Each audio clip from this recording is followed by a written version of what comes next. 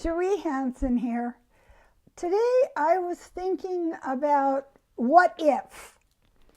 What if is an amazing snowplow practice that'll get you through ice and snow and blocked highways, and it will allow you to live in a state of grace and more relaxed, blossoming plum flower, that kind of thing, instead of medieval peasant trying to defend themselves with a flint hoe. And what was coming to me is I was thinking to myself as I was chopping cheese. I find chopping cheese a very meditative state. I'm not recommending it. I'm just saying I find it works for me. So, what if I treated myself as kindly, as gently, as lovingly as I treat my cat? What if I did that? What if every single time I went out a door, I could hear myself saying, "You're so beautiful. Look at your fur." No, I don't mean to be that exacting. I just mean that the way I constantly tell Todd that he is beautiful and magnificent and kind and I love him and, oh, I'm so happy to see him. What if we did that to ourselves in our heads? You don't want to be doing it out loud because somebody will come and take you away, hey? But you can have that practice with yourself. I find myself saying, "Oh, look at you. You're putting the cat back on that bottle and you're putting it away. Look at you. Good job. Look how tidy you are." And so I have come to a place where I realize that I need praise and reassurance and constant positive messages coming at me. So I have undertaken the last 2 or 3 years to do that in my life. I do things like, oh, my coats are all hung up. Every time I take my coat off, I hang it up. Look at me go. It's not like I'm getting a gold medal at the Olympics for, free flying on skis or something like that. But just to recognize the growth you are making and stop for a minute and encourage yourself. Think about that.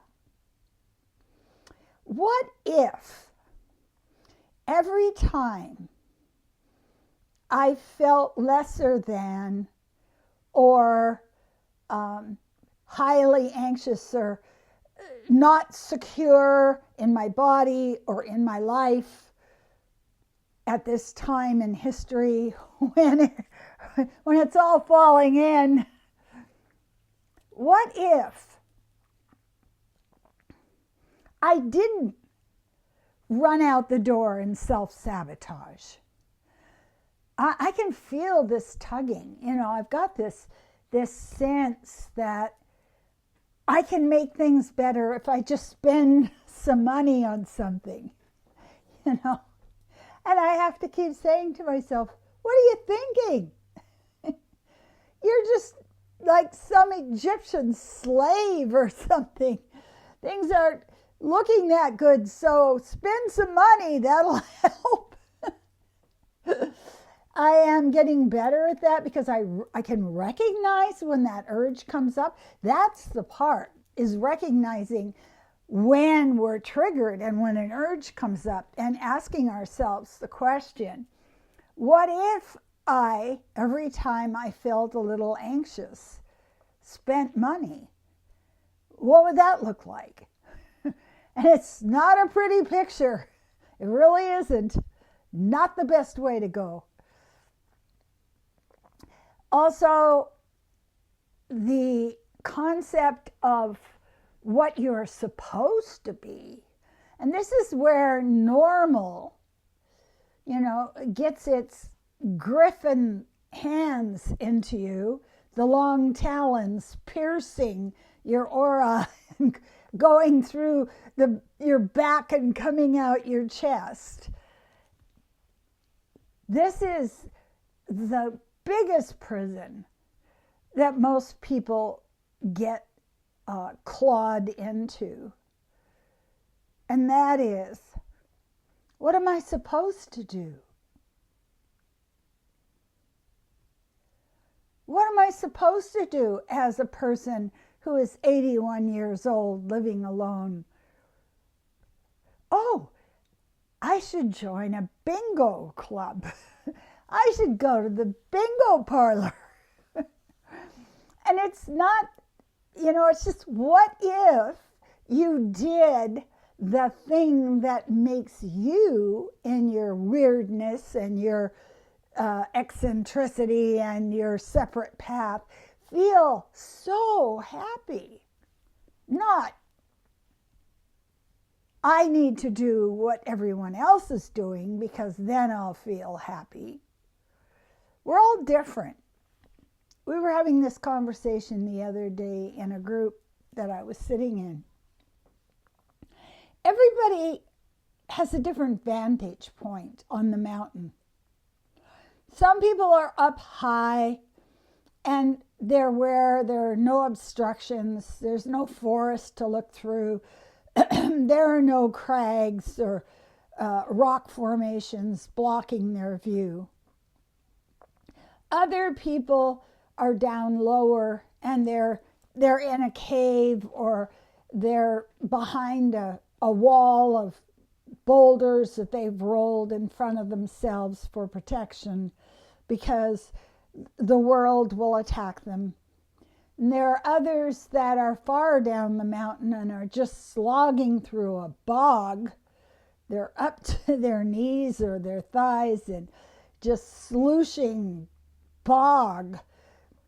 And their concept of life is, it's very difficult. It's going to be hard. I find the difficulty and the struggle reassuring because that's what I think reality is.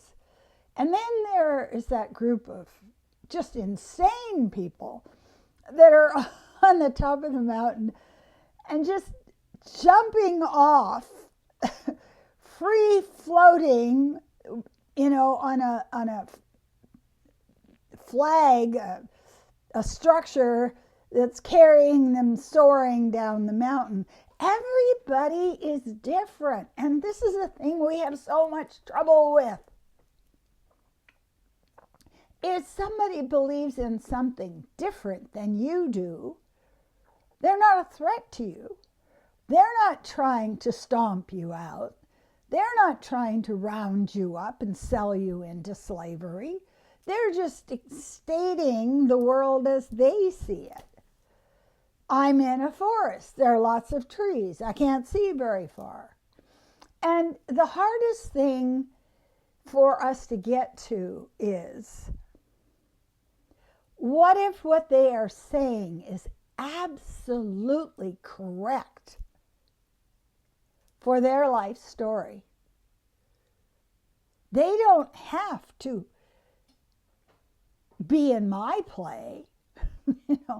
Why are you wearing, the Enlightenment costume? My play is not in the Enlightenment. I'm in the Victorian era, trailing black taffeta and lace. And so We find all of these amazing ways to separate ourselves from other people. Instead of saying, what if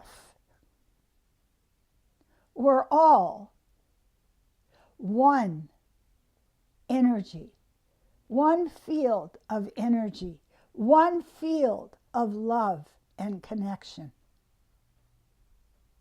What if that were true? And I keep coming back to that thought, because the thing that happens if you're living with that thought is you have a much more grace-filled life. You're not as terrified. You're not as anxious. You're not as combative. I kind of like that. What if you could live like that? Think about that. Get a hold of me if you want a card reading, a psychic reading, a channel reading. I've been doing it for 60 years. My readings are accurate. They're dead on. My channel is so good. Hello, I hear you. Do get a hold of me if you want to hire me for an hour of life coaching to draw up your vision of what if I was this new thing that I don't even know about yet. And I want to thank you so much for stopping in the midst of the destruction of the world to view this video. I appreciate you.